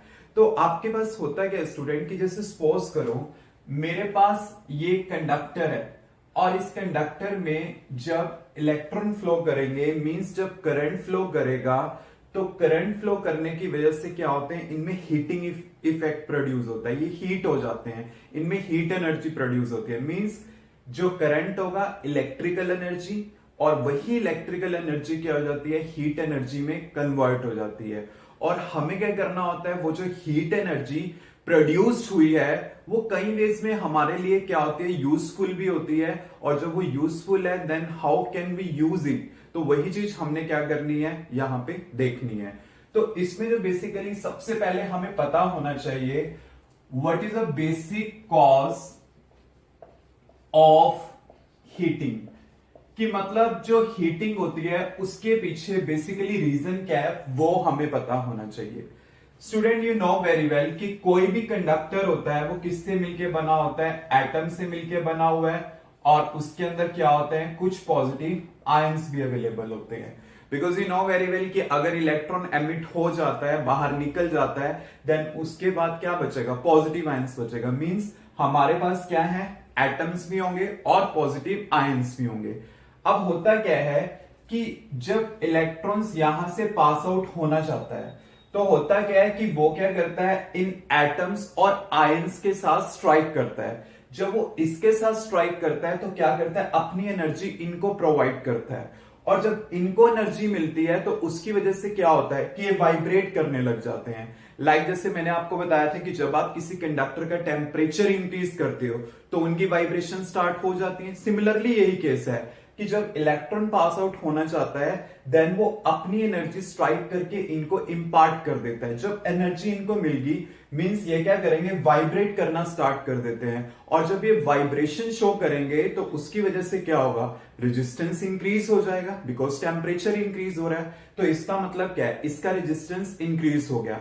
अब जैसे मान लो कि इसका रेजिस्टेंस इंक्रीज हो रहा है तो इलेक्ट्रॉन्स ने तो यहां से पास आउट होना है। जब रेजिस्टेंस इसका इंक्रीज हो गया, जैसे मान लो वाइब्रेशन बढ़ गई और इलेक्ट्रॉन यहां से जाना चाहता है, तो उसे क्या करना पड़ेगा, वर्क परफॉर्म करना पड़ेगा कि इसको वो क्या कर दे, यहां से क्रॉस कर दे बैरियर को। और जब वो वर्क परफॉर्म करेगा वही जो वर्क होगा इसकी हीटिंग की फॉर्म में कन्वर्ट हो जाएगा। मतलब आप सभी को पता है कि जो वर्क होता है वो एनर्जी की फॉर्म में कन्वर्ट हो जाता है। तो वही चीज है, वाइब्रेशन शो कर रहे हैं, इलेक्ट्रॉन्स ने पास आउट होना है, so it has to perform some work. वही जो वर्क परफॉर्म करेगा उस रेजिस्टेंस को ओवरकम करने के लिए, मतलब उसके इफेक्ट को कम करने के लिए, वही चीज आपके पास क्या होगी, यहां पे हीटिंग का रीजन होगी। मतलब जिसकी वजह से क्या होगा, बेसिकली ये हीटअप हो जाएगा, मतलब इसमें क्या होगी, हीटिंग प्रोड्यूस होगी। और यही रीजन है कि इलेक्ट्रॉन जब फ्लो कर रहा था मतलब उसकी इलेक्ट्रिकल एनर्जी थी, और वो किस में कन्वर्ट होगी आपके पास, वो हीटिंग एनर्जी में कन्वर्ट होगी। और वही हीटिंग एनर्जी मैंने क्या करनी है, यहाँ पे यूज करनी है। मतलब उसी का बेसिकली मैंने एप्लीकेशन स्टडी करना है आगे जाकर के। मतलब ये हमारे लिए ना कई वे में यूजफुल भी होती हैं, एंड वी हैव टू सी कि किस तरह से वो यूजफुल होगी। And now student, in continuity with this topic हमें क्या करना है, Joule's law of heating effect के बारे में पढ़ना है। अब जो joules law of heating effect के बारे में हमने स्टडी करना है, उसके लिए सबसे पहले हमें क्या कि जैसे heating effect of electric current पता होना किस टाइप से होता है। मतलब वो जो जूल्स लॉ बेसिकली जो आपके सिलेबस में है वो इसी का ही जस्ट एक पार्ट है, बट वो वाली चीज जो है कि हम अपनी नेक्स्ट वीडियो में डिस्कस करेंगे। पहले आपको जस्ट ये पता होना चाहिए कि heating effect of electric current क्या है, उसके बाद आपको ये पता होना चाहिए what is the cause of heating, मतलब वो हीटिंग क्या हुई है, प्रोड्यूस क्यों हुई है, हमें ये पता होना चाहिए। तो बेसिकली क्या है, वाइब्रेशन, और वाइब्रेशन का मतलब क्या है कि इलेक्ट्रॉन्स को उससे क्या करना है, ओवरकम करना है। करंट तो पास होगा, it has to perform some work, और वही वर्क जो है यहां पे क्या होगा, हीटिंग की फॉर्म में इवॉल्व हो जाएगा। Clear students, any doubt? मतलब यहां तक हमें क्या होना चाहिए, सबसे पहले ये चीज क्लियर होनी चाहिए। Clear students? अब देखिए जो आपके पास जो नेक्स्ट आर्टिकल है यहाँ पे वो है Joule's law of heating effect के बारे में। बट आपको मैंने इससे पहले वीडियो में इस चीज के बारे में बता दिया है कि what is the basic cause of the heating, मतलब वहां पे क्या होता है, जो इलेक्ट्रिकल एनर्जी है उसे हीटिंग एनर्जी में कन्वर्ट कर दिया जाता है। तो बेसिकली हमारे जो सिलेबस का कंटेंट है वो ये है Joule's law of heating effect. We should know about it कि इसके अकॉर्डिंगली क्या है कि जब किसी कंडक्टर में आपके पास करंट फ्लो करता है, जब किसी कंडक्टर में करंट फ्लो करता है तो होता क्या है, इसमें हीट प्रोड्यूस होती है, मतलब जो इलेक्ट्रिकल एनर्जी है वो हीट एनर्जी में कन्वर्ट हो रही है। तो जूल्स लॉ के अकॉर्डिंगली आपके पास क्या है कि जो यहां पे अमाउंट ऑफ हीट प्रोड्यूस्ड होगी वो किसके प्रोपोर्शनल होगी, to the square of the current flowing through it, कि मतलब square of the current flowing through it, and is directly proportional to its resistance, मतलब जितना ज्यादा रेजिस्टेंस होगा उस हिसाब से उतनी ज्यादा हीटिंग प्रोड्यूस होगी, and is directly proportional to the time for which current is flowing, मतलब एक तो आई स्क्वायर के, एक आर के और एक टी के प्रोपोर्शनल है। जब हम इसे कलेक्ट करेंगे तो आपके पास क्या होगा, H is proportional to I square R T. जब मैं प्रोपोर्शनैलिटी को इक्वालिटी में चेंज करूंगा then I will get the constant K, और ये जो के कांस्टेंट है इसका वैल्यू आपके पास होगा 1। तो आपके पास क्या आ जाएगा, H equal to I square R T, मतलब आपके पास क्या आएगा, H equal to I square R T, and this is a form of Joule's law. ये हमारे पास जूल्स लॉ का फॉर्म है। अब देखिए स्टूडेंट, आपके पास फार्मूला जैसे अकॉर्डिंग टू ओम्स लॉ है V equal to I R, तो हमने क्या करना है, अपना फार्मूला यहां पे सजेस्ट करना है इन द 3 वेज। एक वे तो मेरे पास हो चुका है, मतलब ये आई और आर की टर्म्स में आ चुका है। इसके अकॉर्डिंगली क्या है कि आपका फार्मूला आई और आर की टर्म्स में भी आना चाहिए, V और R की टर्म्स में भी आना चाहिए, और V और I की टर्म्स में भी आना चाहिए। तो ये तो हो गया मेरे पास I और R की टर्म्स में। अब आपको पता है H इक्वल टू क्या है, जैसे आई स्क्वायर आर टी, आई का वैल्यू यहां से क्या आएगा, V बाय आर, मैं यहां पे पुट कर देता हूं, तो मेरे पास क्या आएगा, V by R whole square R T. तो यहां पे क्या होगा, V square by R square R T, R R will be cancel out and you will get V square by R T. तो सेकंड रिलेशन हमारे पास ये आ जाएगी, मतलब H equal to V square by R T. Just मैंने I का value V by R put किया, स्क्वायर हो गया, R R will be cancel out, you will get this. अब देखिए ये जो आपके पास रिलेशन है H equal to I square R T, मैं इसे इस टाइप से लिख लेता हूं, I into I R into T. Just I को मैंने ब्रेक कर लिया, आपके पास क्या आएगा, आई आर क्या होता है, V के इक्वलेंट, तो आपके पास क्या आ जाएगा, I V T, और I can write V I T, आपके पास ये भी एक रिलेशन आ जाएगा। मतलब आपको पता होना चाहिए इक्वेशंस के बारे में, एक ये होगी, एक ये और एक ये। इट डिपेंड्स कि आपके पास किस टाइप का सिचुएशन गिवन है, then you have to see accordingly. मतलब एक आई आर की टर्म्स में question, then you can use this, अगर V और R की टर्म्स में देन यूज दिस, और अगर V और I की टर्म्स में देन आपने क्या करना है, ये इक्वेशन यूज करना है। डिपेंड ऑन द क्वेश्चन, और किस तरह से यूज करना होता है वो हम इसके न्यूमेरिकल सेक्शन में डिस्कस करेंगे। क्लियर? अभी तो हमारे पास क्या है, ये थ्री रिलेशंस आ चुकी हैं। अब देखिए हमने क्या करना है, इसकी डेरिवेशन करनी है कि इस इक्वेशन को आप कैसे ड्राइव कर सकते हैं। ये तो आपको पता चल गया, आई आर से वी आर, वी आर से वी आई पे कैसे जाएंगे। अब आता है equation. Students, you know very well, for the expression और वी कैन से डेरिवेशन, आपने करना क्या है, आपको पता है कि यहां पे जो वर्क डन होगा बाय द इलेक्ट्रॉन, वही वर्क एनर्जी की फॉर्म में कन्वर्ट होगा, हीट एनर्जी की फॉर्म में। तो आपको ये रिलेशन पता है, work done per unit charge equal to क्या होता है, पोटेंशियल। तो आपके पास W क्या होगा, equal to V into Q. Clear? अब V का value according to Ohm's law क्या होता है, आई आर मैंने यहां पे V equal to I R put कर दिया। अब आपको पता है I इक्वल टू क्या होता है, Q बाई टी। तो Q का वैल्यू क्या आ गया, I इंटू टी। मतलब जो चार्ज हमारे पास होगा वो क्या होगा, I इंटू टी।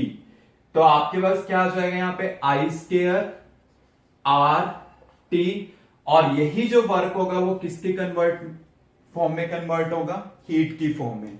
मतलब हम इसको लिख सकते हैं H equal to I square R T. बाकी आपको पता है इसी से लिंक करके हम दूसरी फॉर्म भी बना सकते हैं, V square by R T, या फिर मैं इसकी ये वाली फॉर्म भी यूज कर सकता हूं, V आई टी। ये मैंने ऑलरेडी आपको बता दिया कि ये फॉर्म कैसे बनेगी और ये इसकी डेरिवेशन हो जाएंगी। डेरिवेशन बिल्कुल सिंपल है और काफी बार एग्जाम्स में आई भी हुई है। तो आपको पता होना चाहिए work done per unit charges potential. तो ये हो गया V equal to I R, Q equal to I T. तो आपके पास नेट फार्मूला बन जाएगा ये। तो यहां से हीट हमारे पास ये आ जाएगी। सो this is all about the joules law of heating effect, कि होता क्या है, कैसे आप उसको स्टेट करोगे और कैसे आप उसकी डेरिवेशन परफॉर्म करोगे। ये जो टोटल आर्टिकल है कलेक्टिवली एग्जाम्स में 5 मार्क्स में आया हुआ है। Clear students, any doubt? So in continuity with the previous lecture, कि जैसे प्रीवियस लेक्चर में हमने डिस्कस किया था about the joules law of heating effect के बारे में, कि हमने एक तो ये चीज पढ़ी थी कि अगर हम इलेक्ट्रिकल एनर्जी को हीटिंग एनर्जी में कन्वर्ट कर देते हैं, then there are the so many applications of it, कि हम किस वे में उसे यूज कर सकते हैं, वही चीज हमने देखना है। अब देखिए joules law of heating effect के बारे में हमने डिस्कस किया कि जो बेसिकली आपके पास H इक्वल टू क्या होता है, आई स्केयर आर टी होता है। क्लियर? तो जूल्स लॉ के बारे में था, उसकी हमने डेरिवेशंस भी करी।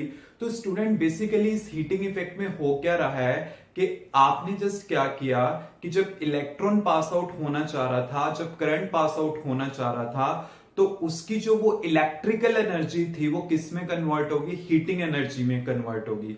अब हीट तो प्रोड्यूस हो रही है, या तो हीट क्या होगी, वो वेस्ट होगी। और कई डिवाइसेस में क्या होता है कि वही जो हीट होती है एज एन एप्लीकेशन पार्ट हम यूज कर सकते हैं। जैसे हमारे पास इलेक्ट्रिक आयरन होती है, मतलब जो प्रेस हम घर में यूज करते हैं कपड़ों को आयरन करने के लिए, तो हम उसमें देखते हैं कि उसमें हीटिंग प्रोड्यूस होती है। तो वही तो है, इलेक्ट्रिसिटी आई और उसमें वो हीटिंग प्रोड्यूस हुई जो हम यूज करते हैं कपड़ों को आयरन करने के लिए। ऐसे स्टूडेंट हमारे पास इसकी एप्लीकेशंस है जो हमने डिस्कस करनी है। तो अकॉर्डिंग टू एनसीईआरटी आपके पास इसकी 2 एप्लीकेशन है आपके सिलेबस में जो हमने डिस्कस करनी है। एक एप्लीकेशन इसकी यूज होती है किसमें, इलेक्ट्रिक बल्ब में, इलेक्ट्रिक बल्ब। सेकंड जो एप्लीकेशन है इसकी यूज होती है इलेक्ट्रिक फ्यूज में। Clear? One by one we have to discuss about कि हाँ कि इलेक्ट्रिक बल्ब में कैसे यूज होगी एंड इलेक्ट्रिक फ्यूज में कैसे यूज होगी। अब देखिए इलेक्ट्रिक बल्ब में जो जिस तरह से आपके पास एग्जाम में क्वेश्चन आते हैं उसी सेंस में हम क्या करते हैं, इसको डिस्कस करते हैं। तो आपके पास इलेक्ट्रिक बल्ब में क्या होता है, फर्स्टली ये पूछा जाता है कि जैसे देखिए आपको पता है यहां 2 इलेक्ट्रोड होती हैं और इनके बीच में इस टाइप से एक फिलामेंट लगा होता है।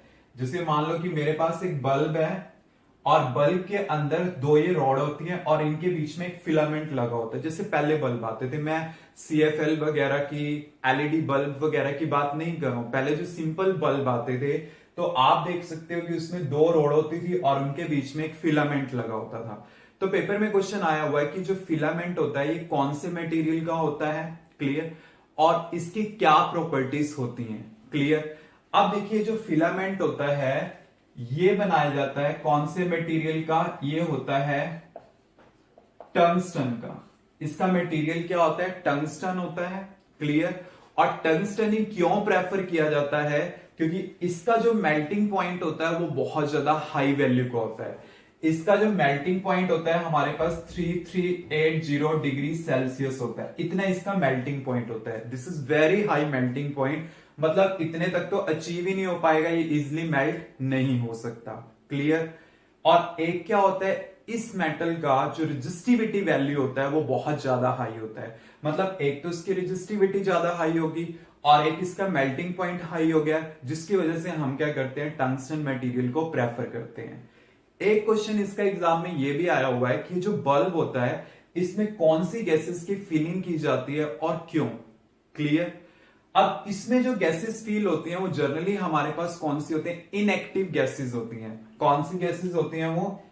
Inactive gases. इनएक्टिव गैसेस का मतलब क्या होता है कि जिसके ऊपर कोई ज्यादा इफेक्ट ना पड़े। कोई ये जैसे कई बार क्या होता है कि मैंने इसकी गैस से फिलिंग कर दी और वो गैस इसी के साथ रिएक्ट कर जाए, तो ऐसे तो नहीं होना चाहिए ना। मतलब गैस ऐसी होनी चाहिए कि जो अपना काम भी कर दे और साथ के साथ क्या है, इसके साथ इंटरेक्ट ना कर पाए। क्लियर? तो इसलिए हम यहाँ पे क्या प्रेफर करते हैं? नाइट्रोजन गैस प्रेफर करते हैं, हम यहाँ पे आर्गन गैस प्रेफर करते हैं। क्यों? क्योंकि एक तो इनकी क्या होती है, लाइफ टाइम ज्यादा होती है, इसकी लाइफ को बेसिकली बना के रखती हैं। मतलब एक तरह से क्या करते हैं, जो फिलामेंट होती है ना, इसकी लाइफ को क्या कर देती हैं, वो हाई कर देती हैं। इसलिए हम क्या यूज करते हैं? इन गैसेस का यूज करते हैं। क्लियर? क्योंकि ये इनएक्टिव होती हैं, जल्दी से रिएक्ट नहीं कर पाती। आई थिंक ये वाला कॉन्सेप्ट क्लियर होगा इलेक्ट्रिक बल्ब का। नाउ नेक्स्ट जो हमारे पास सेकेंड एप्लीकेशन है इसका, वो कौन सा है? इलेक्ट्रिक फ्यूज के बारे में। We have to study about the electric fuse. अब इलेक्ट्रिक फ्यूज आपके पास क्या होता है? आपने सुना होगा फ्यूज के बारे में कि जस्ट आपके पास क्या है, ये एक ऐसा सेफ्टी डिवाइस है जो हम यूज करते हैं अपने हाउसेज में to protect our electrical appliances. कि मतलब जैसे मान लो है क्या इसमें कि आपने कभी देखा होगा कि हमारे घरों में जो सर्किट पैनल होता है उसमें आपने देखा होगा कि जो व्हाइट कलर के हमारे पास आते हैं और इसमें क्या होता है, ये है और इनके बीच में एक वायर लगी होती है, मेटालिक वायर। जनरली वो एल्यूमिनियम वगैरह की बनी होती है वायर या कॉपर वायर बनी होती है। तो होता क्या है कि जब स्ट्रॉन्ग अमाउंट का करंट आता है तो वो क्या करता है, इसको यहां से ब्रेक कर देता है। मतलब ये ज्यादा करंट को टॉलरेट नहीं कर पाती, इसका मेल्टिंग पॉइंट कम होता है। तो जब करंट एक्सेसिव अमाउंट का आया तो इसको क्या कर दिया, ब्रेक कर दिया। जब ये यहां से ब्रेक होगी तो वो करंट आगे नहीं जा पाएगा, इससे हमारे अप्लायंसेस क्या रहेंगे, प्रोटेक्ट रहेंगे। तो मतलब ये एक सेफ्टी मेजर डिवाइस है जो हम अपने हाउसेज में यूज करते हैं, अप्लायंसेस में यूज करते हैं टू प्रोटेक्ट आवर डिवाइसेस। क्यों? क्योंकि देखो जब एक्सेसिव अमाउंट ऑफ करंट आएगा तो वो डैमेज कर सकता है, इसलिए हमें क्या करना पड़ता है, इसका यूज करना पड़ता है। मतलब जनरली यहाँ पे क्या प्रेफर किया जाता है, या तो किसी मेटल की या फिर किसी अलॉय की एक वायर को सर्किट के साथ सीरीज में प्लेस कर दिया जाता है। अब सीरीज में प्लेस कर दिया तो जब स्ट्रॉन्ग अमाउंट का करंट आएगा तो पहले क्या कर देगा, उसे डैमेज कर देगा। आजकल आपने देखे होंगे कि जो हम घर में एक्सटेंशन बोर्ड यूज करते हैं, एक्सटेंशन बोर्ड के साइड में आपने एक रेड कलर का एक जस्ट मूवेबल सा स्विच देखा होगा। जब आप उसे ओपन करोगे ना तो उसके अंदर क्या होता है, इस टाइप से एक छोटी सी ट्यूब होती है ग्लास की और उसके अंदर क्या लगी होती है, एक मेटल वायर लगी होती है।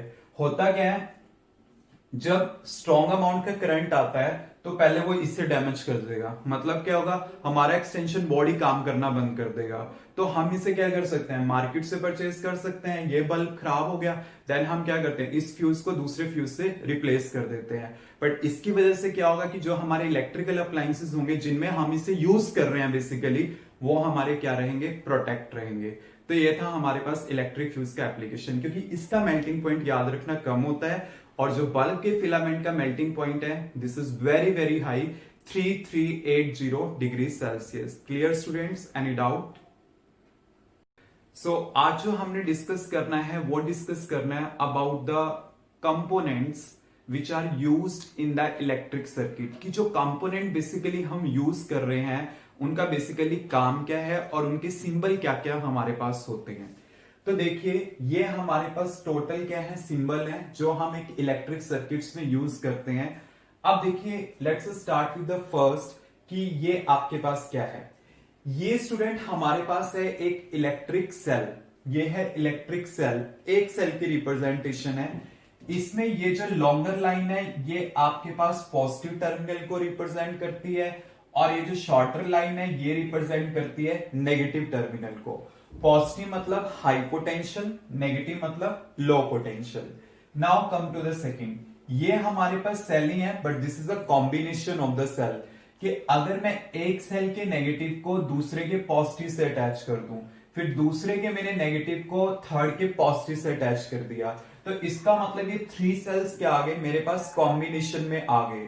क्लियर? और ये जो मेरे पास सिंबल है ये किसका सिंबल होगा, एक बैटरी का सिंबल होगा। ये सेल है सिंपल, और इसे हम क्या बोलेंगे, एक बैटरी। क्लियर। जैसे सपोज करो मेरे पास ये है, ये है, ये है इस टाइप से, ये अगर 2 की है, ये 2 की है, ये 2 की है, तो टोटल कितना हो जाएगा, ये 6 वोल्ट हो जाएगा। तो मतलब ये क्या है, एक तरह से कॉम्बिनेशन ऑफ द सेल्स है इन द सीरीज। नेक्स्ट जो आपके पास है, ये है की है हमारे पास, बट ये की क्या है, अभी ओपन है। मींस ये मेरे पास है और यहां पे अभी कुछ मैंने पुट नहीं किया, क्योंकि आप फोर्थ देख सकते हो कि है इसी टाइप का ही, बट यहां पे सेंटर पे डॉट पुट कर रखा है। तो अगर ये इस टाइप से है तो इसका मतलब क्या है, ओपन है। मतलब क्या है कि अभी जो की है मेरे पास क्या है, ओपन है। तो इसका मतलब क्या है, एक तरह से कट ऑफ है कि करंट नहीं जाएगा। अगर आप इस टाइप से यूज करते हो तो इसका मतलब क्या है कि आपने इंसर्ट कर दिया, तो इसका मतलब की यहां पे क्या होगी, ऑन स्टेट में आ गई, तो इसकी वजह से क्या होगा, करंट फ्लो करेगा। तो ये मेरे पास एक की हुई, ठीक है, ऑफ स्टेट में, और ये किस में हुई, मेरे पास ऑन स्टेट में हुई। क्लियर। मतलब ये ओपन होगी और ये क्लोज होगी। अब नेक्स्ट जो फिफ्थ है मेरे पास, वो क्या रिप्रेजेंट कर रहा है कि ये एक वायर है, ये दूसरी वायर है, और इन दोनों का क्या हो रहा है, यहां पे कनेक्शन हो रहा है। कनेक्शन बेसिकली क्या है कि जैसे मान लो मैंने एक वायर का दूसरे के साथ कनेक्शन कर दिया, तो ये जो पॉइंट होता है बेसिकली क्या रिप्रेजेंट करता है, इनका कनेक्शन। तो ये क्या होगा, मतलब ये वायर की क्या होगी, एक तरह से ज्वाइनिंग होगी। और अगर आप 6 देखो कि मैंने यहाँ पे इस टाइप से सर्कल बना दिया, ये यहाँ पे जो मैंने सेमी सर्कल बनाया, तो इसका मीनिंग क्या है कि इस वायर का इस वायर के साथ कनेक्शन नहीं हो रहा, मतलब दोनों के आपस में ज्वाइनिंग नहीं है।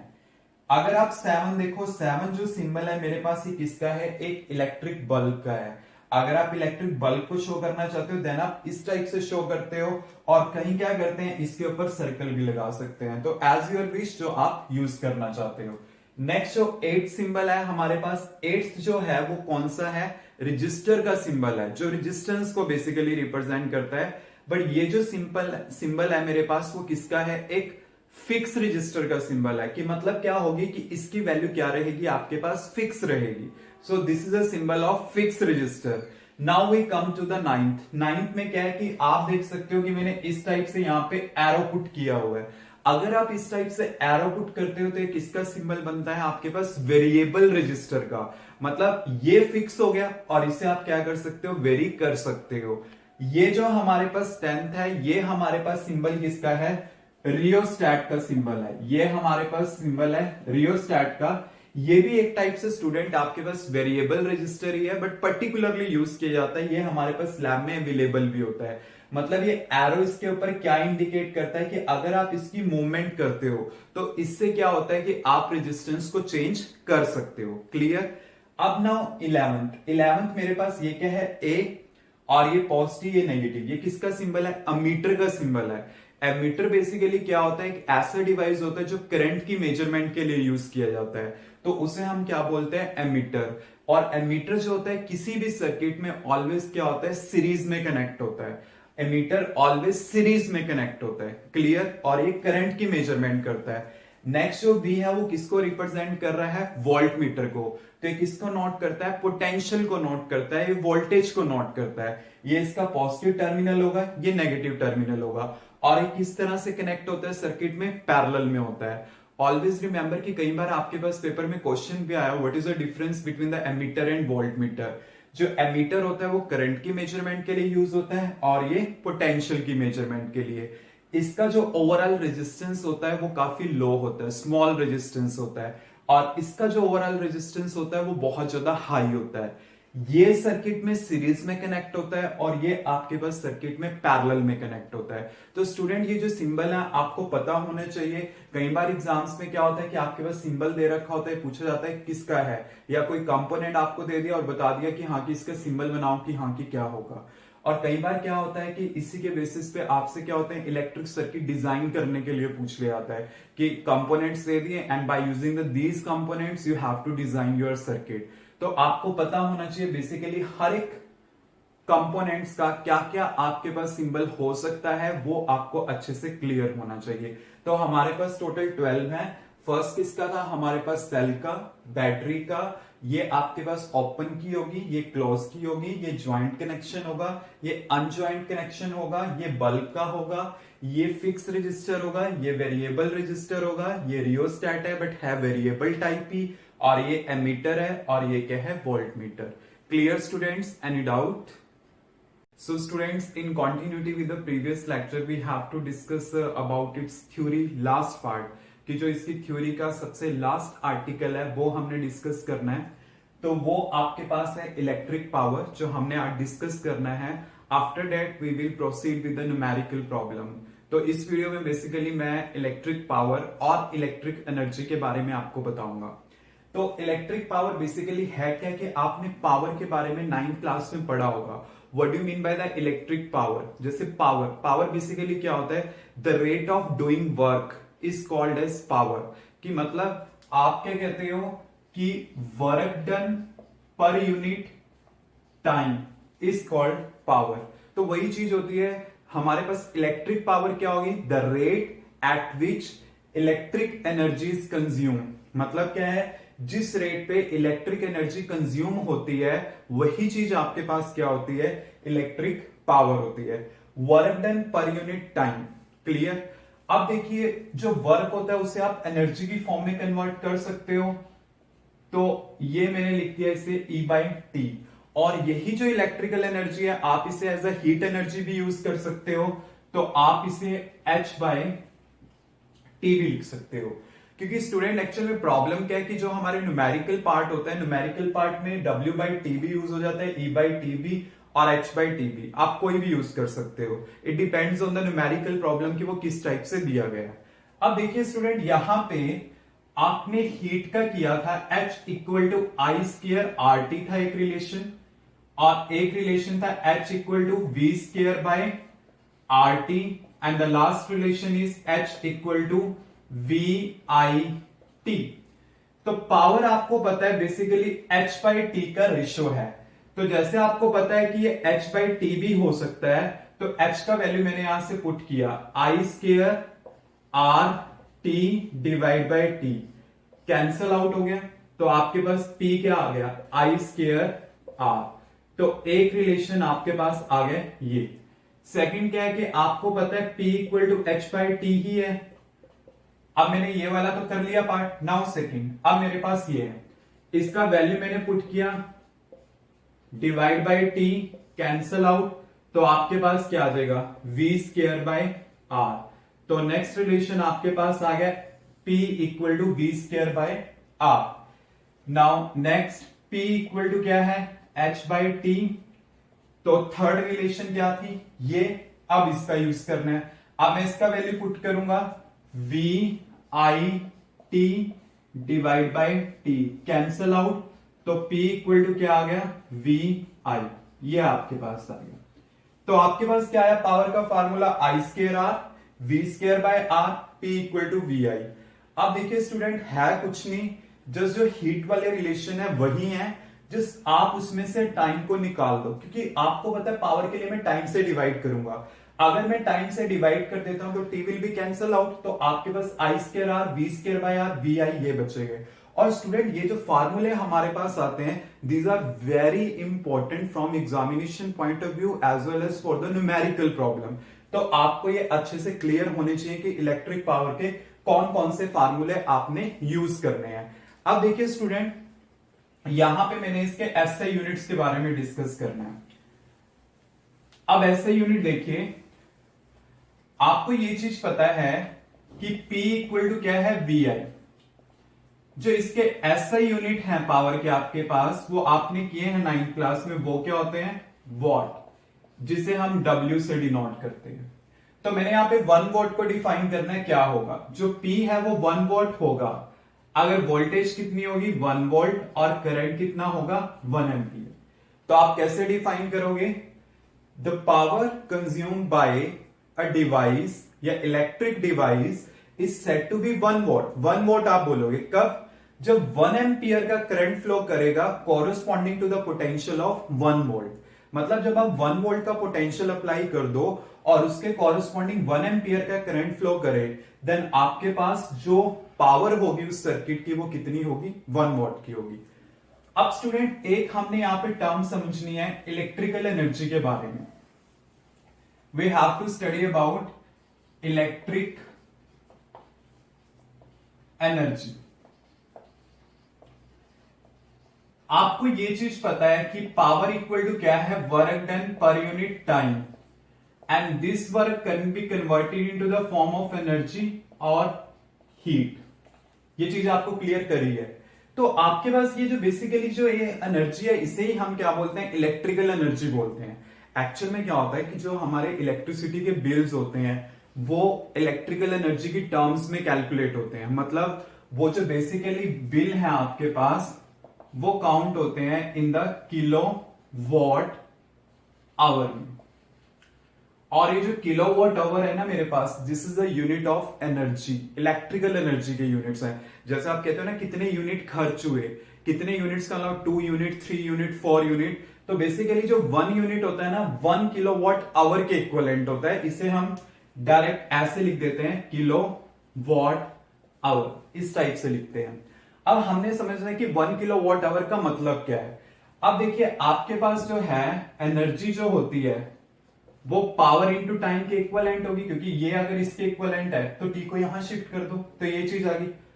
पावर जो होगी वो 1 किलो वॉट और टाइमिंग मैंने कितना लिया है 1 आवर, देन एनर्जी कितनी आएगी आपके पास 1 किलो वॉट आवर।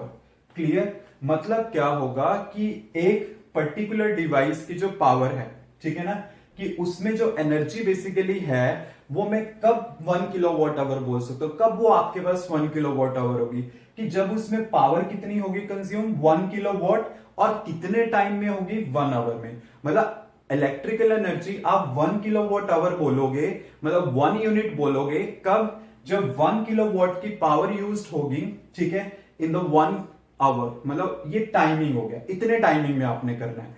अब मैंने ये पता करना है कि इन द एसआई सिस्टम की 1 किलो वॉट आवर कितने जूल के इक्विवेलेंट होता है, जो आपने 9th लेवल पे भी किया है।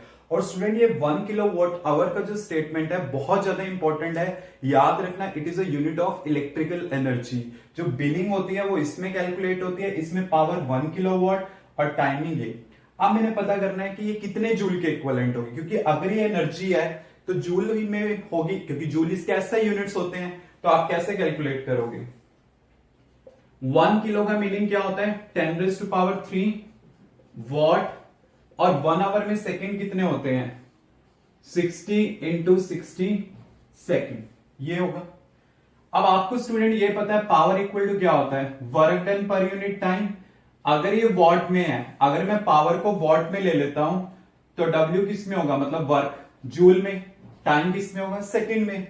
तो इसको मैं ऐसे लिख रहा हूं 10⁻³ वॉट को लिख रहा हूं जूल पर second, 60 × 60 second, second will be cancel out, और ये कितना बन गया 3600 × 10⁻³ जूल। इसको कैसे लिख सकते हो 3.6 × 10⁻6 जूल। तो इसका मतलब क्या है कि आपके पास जो 1 किलो वॉट आवर होगा वो इतने जूल्स ऑफ एनर्जी के इक्विवेलेंट होगा। जस्ट ये आपको याद रखना है, ठीक है, क्योंकि कई बार हमारे न्यूमेरिकल में यूज हो जाता है, but basically you should know कि बिलिंग कैलकुलेट अगर आपने करनी है तो हमेशा 1 किलो वॉट आवर में करनी है। This is a unit of electrical energy जो कॉमर्शियल स्केल पे बेसिकली यूज होती है। कि कॉमर्शियल स्केल मतलब हमारी डेली लाइफ में जो हमारे डोमेस्टिक सर्किट का, हमारे के घर में जो इलेक्ट्रिकल सर्किट लगा हुआ है उसका जो बिलिंग आता है वो 1 किलो वॉट आवर में आता है। Clear students, any doubt?